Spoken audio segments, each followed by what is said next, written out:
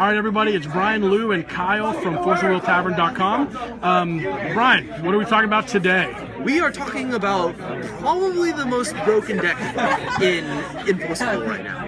And this is Bahamut, right? So the front side is you banish a fire resonator to J-activate. The other side is just absolutely stupid. 1,000 flying. When it enters, it shoots something for how much it pumped for, and when you can sack it something to give it imperishable. All right, so let's go into the deck. So the deck is 4 copies of basically 10 different cards. All right, so first we have Hunter, which is a 300 swiftness. Wolf, which is just a 1-drop that's a 5/3, and we have Apostle, which is just a 5/1 that gets swiftness after Bahamut attacks. Essentially, this is just fodder for Bahamut and fodder for Cthulga, which is another card that I'd like to bring up later on. But it's just even if you don't open with something that you can make Bahamut really early, there's still 500 beaters that get in damage early. Alright, let's talk about this card. Cthulga. Alright, so this is a 3 mana 5/5 swiftness, but it has incarnation, which means that you can banish a fire resonator on your field to put it onto the field without paying its mana cost. So what essentially means is you get to tribute a resonator and you have a 5/5 swiftness. This card right here is a Rukh. It's a 1 mana 0/2. It cannot attack, but when this card is put from the graveyard from the field, you can search your deck for a fire resonator, reveal it, and put it into your hand.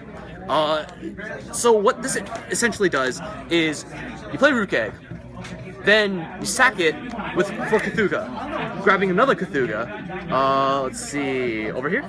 Grab another Cthulga, put it into your hand, attack with the first Cthulga, and then you can sack the second Cthulga to attack for another Cthulga, and it's 1,000 damage for 1 mana. 1 mana, 1,000 damage. If you have more Cthulgas in your hand, it's more damage basically. And then you have another 500 swiftness for the next turn as well, and you have fodder to sack for Bahamut as well. So the combo is pretty dirty. All right, let's talk about Lancelot. All right, this card is just a solid 2-drop. He's a 6/6 swiftness. The only reason why you're actually playing a 2-drop in this deck is because he has swiftness and he hits for a lot. Yeah, so if you open with Lancelot, you're still pretty happy, and you get in for a lot of damage early. Now this card. This card is... I don't want to use the word broken, degenerate, stupid, tier 0. It falls under all those categories, realistically though. It's a card that should cost 4 or 5 and cost 0. Like, okay, so let's go over what it does. So first, it gives your J ruler swiftness. So the turn you J-activate your Bahamut, you get in for 1,000 damage that you wouldn't have gotten in. The second ability is you can tap it, and you can, whenever this card deals damage, you can amplify it by 200. So whenever Bahamut shoots something, you can amplify it by 200. Whenever it attacks and deals damage, you can amplify it by 200. So instead of doing 1,000 more damage, you do 1,200 more damage each time you attack with Bahamut. The third effect is you can banish this card to... you can banish a resonator to recover this card. I actually didn't know about that ability until I read it just now. You can discard another card for Leviathan to produce a will. So you have to discard another copy of this card to produce a will. So you can essentially play without stones. I'll show you the setup for a no-stone attack later on, but it's pretty darn stupid. And the last effect is you can banish this card to give it imperishable. So that's 5 different effects that you would for every single one of those effects I would pay mana for, and it's on a 0-cost card. Like, if you were to compare this to any card in Magic, this card is more broken than Black Lotus by itself. All of the Regalia are the same way, and it's just really unfair. It doesn't it essentially breaks the mana system. Enough about this broken card. So next we have 3 burn spells. We got Purifying Fire, deal 700 to the face for 2 mana. We got Thunder, deal 500 damage to the face for 1 mana. And Split Heaven and Earth, deal a variable amount of damage. It usually does around 6 to 12. 6 to 12. That's pretty reasonable.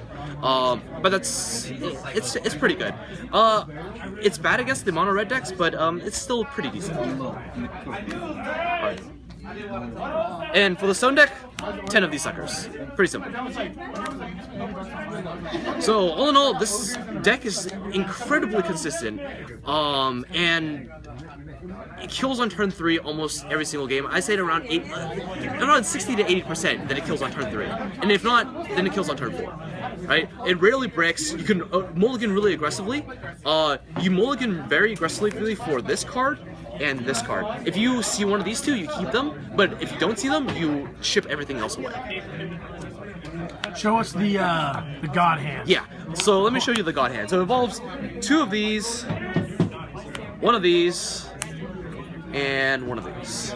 Alright, so if you open with this, you have a crap ton of damage on turn 1. So you open by playing Leviathan.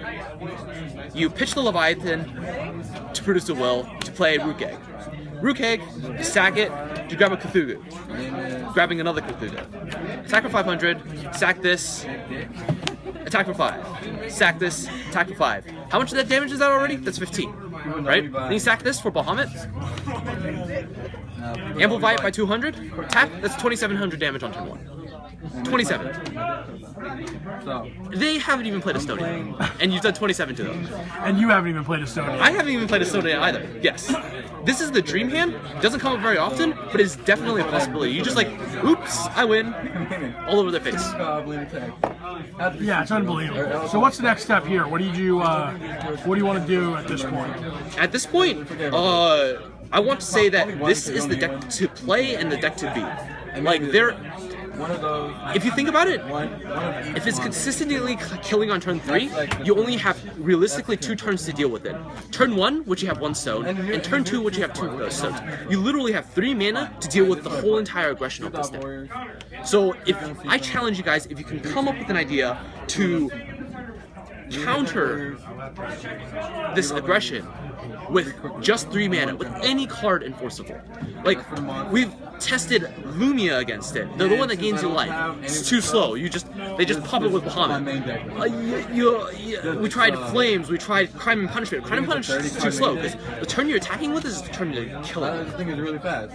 It's just... this deck is insane. Like, it's too consistent and it wins too quickly. And a huge part of it is because of Leviathan. It essentially is 1200 damage for 0 mana by itself because of Bahamut. Well, That's it. That's it. That's the main question. What to do? What do you do? How do you beat this? All right. Well, thanks, Brian. All right. And yeah, check back. Make sure you guys subscribe, like our Facebook page. More to come from Force Wheel Tavern.